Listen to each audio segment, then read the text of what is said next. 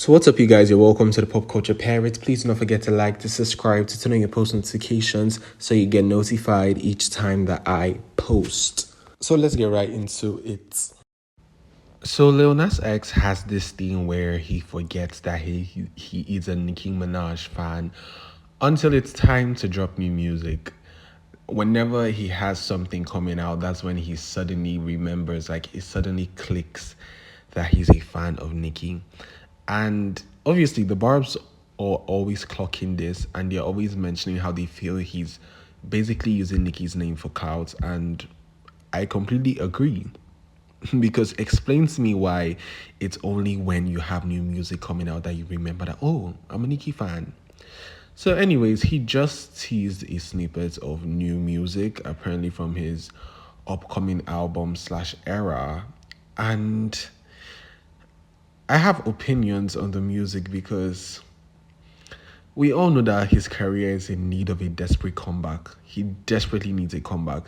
And the snippet I heard was not the comeback that he needs at all.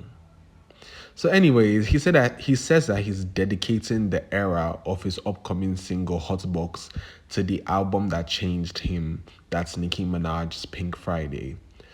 Yeah, sure. We know the album probably changed you, but we are so effing used to this. So much so that even when you were at the peak of your career, you denied being a Nicki fan, despite the fact that people knew that you were running an entire fan page for Nicki. And now that it's finally word that you're a Nicki fan, you never ever show Nicki love until it's time for you to drop new music. Whenever you have an album coming out or a single coming out, you start to remember, oh, I'm a fan of Nicki, I'm a fan of Nicki, I'm a fan of Nicki. But anyways, good luck on your new single slash album. And on the topic of albums, Rihanna, you see, before I believe anything Ree has to say about an album, God is going to have to personally come down and tell me ish before I believe it. So she was talking to Harper's Bazaar about her passion for music and how she feels that music is her freedom and she's only just realizing it now.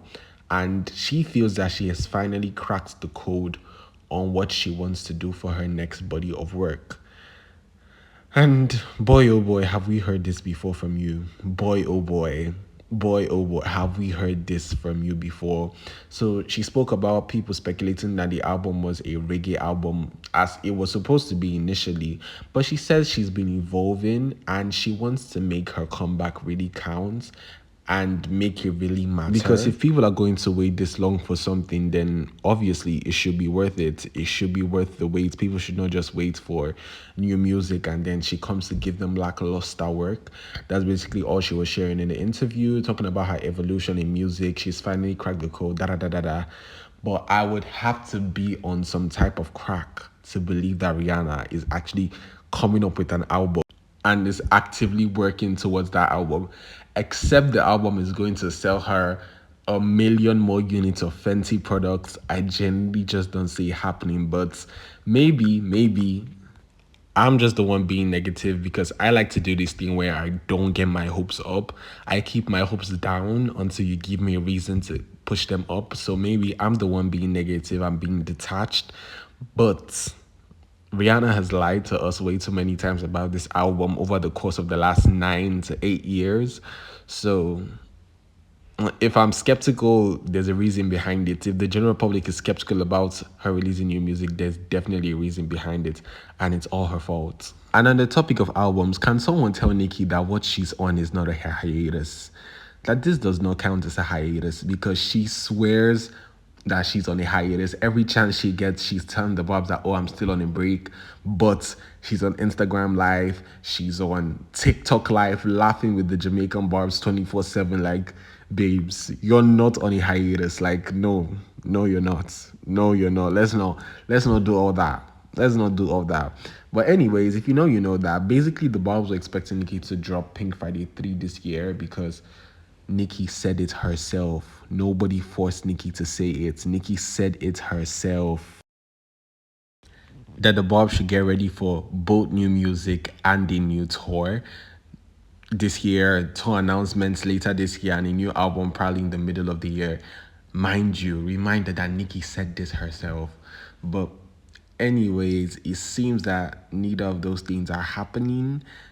We're not sure they're coming anymore because Nicki is basically giving hints that nada, nada, nada. But then again, it might be deflection because if you know that the Young Money page tweeted something about the big three dropping this year. So that's Drake, Wayne, and Nicki. So Drake has dropped. Wayne is dropping in June. So the third person to the equation is obviously Nicki. But Nicki is apparently sharing on Instagram comment section that she's not making any musical comebacks until the year 2026. And obviously the musical comeback would include her sixth studio album. But then again, if you know Nicki, you know not to take her word completely. So she may or she may not. It really just depends, but we hope for the best. I personally, I'm not in a hurry. I don't want Nicki to put out an album just for the sake of putting out an album, because Pink Friday 2 was poorly received by the general public. And there are reasons as to that. Some of them are valid, some of them are not, some of them are just pure hate on Nicki. But Pink Friday 2 was not very well received. So I don't want Nicki to put out music for the sake of putting out music. I wanted to take her time and put out an actual body of work and remind the public who the F she is, because they are playing on her name. Because explain to me why they're comparing Nicki to Doechii now. Like, don't get me wrong, Doechii is super talented, but like, let's come back to our senses. Let's use our upstairs. So it's no rush. I don't want her to rush. I want her to actually be calm and put out a proper, cohesive body of work. Anyways, multiple diss tracks later, hundreds of thousands of hit tweets later, corporate giants and machines schemes later. Drake and Party Next Door's Some Sexy Songs for You debuts #1 on the Billboard 200 with over 287 million on-demand streams. Mind you, this is an R&B album with no pre-release singles. There was no promotion for the album. Playlisting was minimal, knowing fully well that Drake has some legal issues with UMG and Spotify. And especially heavy on the no pre-release single, because we know how much pre-release singles carry albums. So shout out to Drake. We are super, super proud of you. And yeah. But that's about it for this video. Please do not forget to like, to subscribe, to turn on your post notifications so you get notified each time that I post.